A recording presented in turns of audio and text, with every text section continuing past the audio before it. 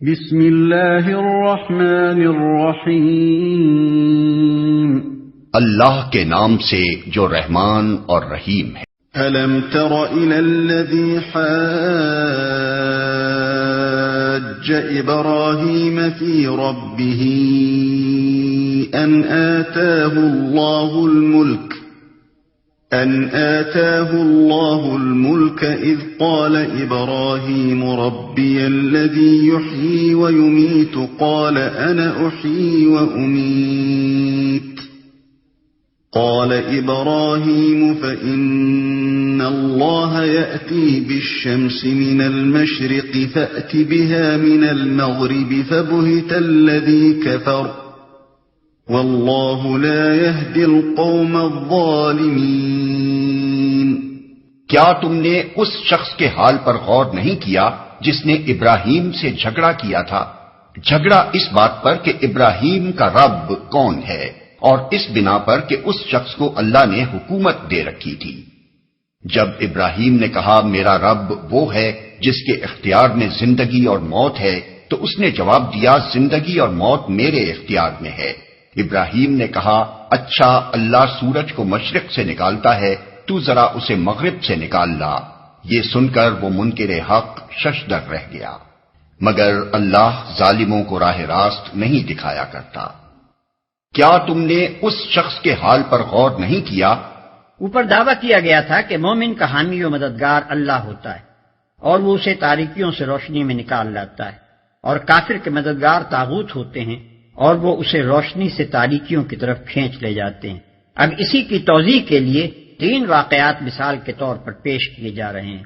ان میں سے پہلی مثال ایک ایسے شخص کی ہے جس کے سامنے واضح دلائل کے ساتھ حقیقت پیش کی گئی اور وہ اس کے سامنے لاجواب بھی ہو گیا،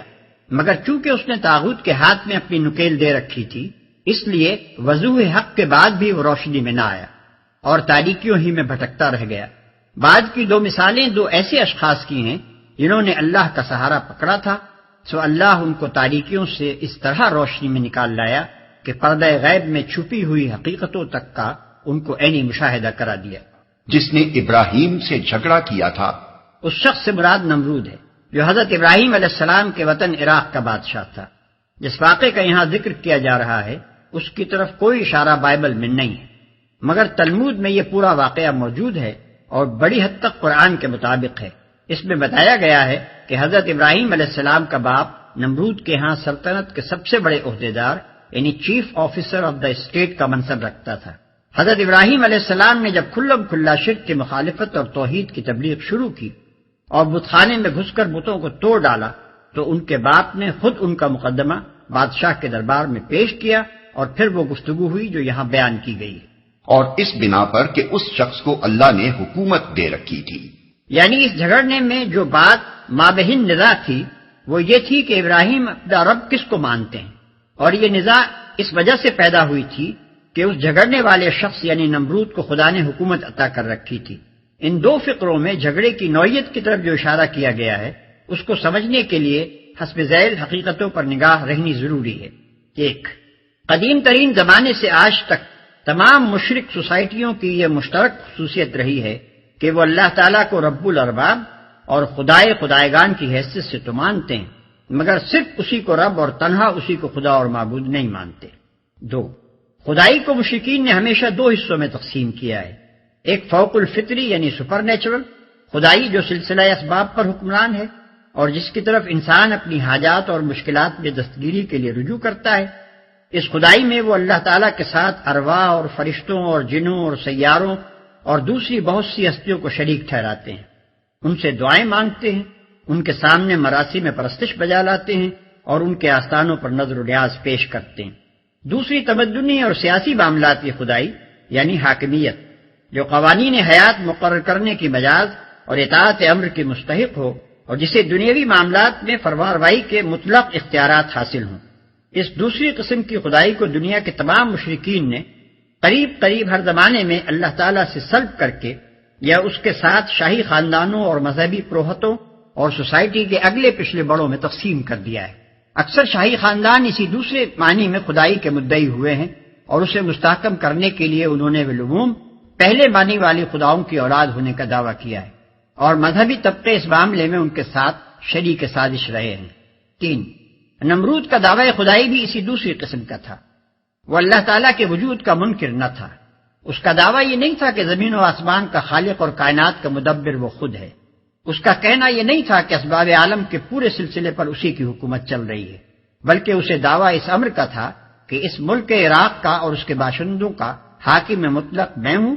میری زبان قانون ہے، میرے اوپر کوئی بالا تر اقتدار نہیں ہے جس کے سامنے میں جواب دہ ہوں، اور عراق کا ہر وہ باشندہ باغی و غدار ہے جو اس حیثیت سے مجھے اپنا رب نہ مانے یا میرے سوا کسی اور کو رب تسلیم کرے۔ 4،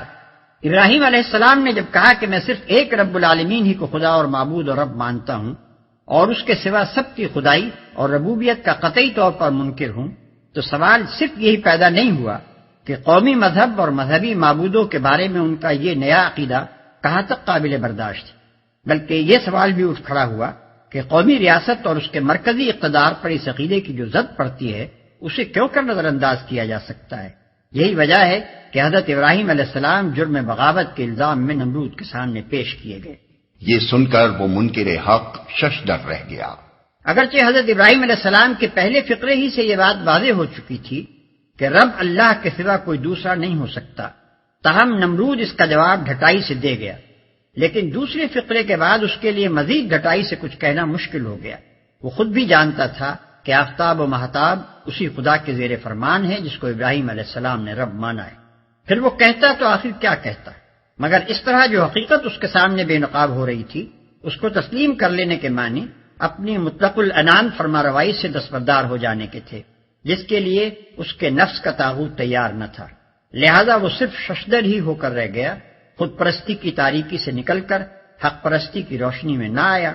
اگر اس طاغوت کے بجائے اس نے خدا کو اپنا ولی و مددگار بنایا ہوتا تو اس کے لیے حضرت ابراہیم علیہ السلام کی اس تبلیغ کے بعد راہ رات کھل جاتی۔ تلمود کا بیان ہے کہ اس کے بعد اس بادشاہ کے حکم سے حضرت ابراہیم علیہ السلام قید کر دیے گئے، 10 روز تک وہ جیل میں رہے۔ پھر بادشاہ کی کونسل نے ان کو زندہ جلانے کا فیصلہ کیا اور ان کے آگ میں پھینکے جانے کا وہ واقعہ پیش آیا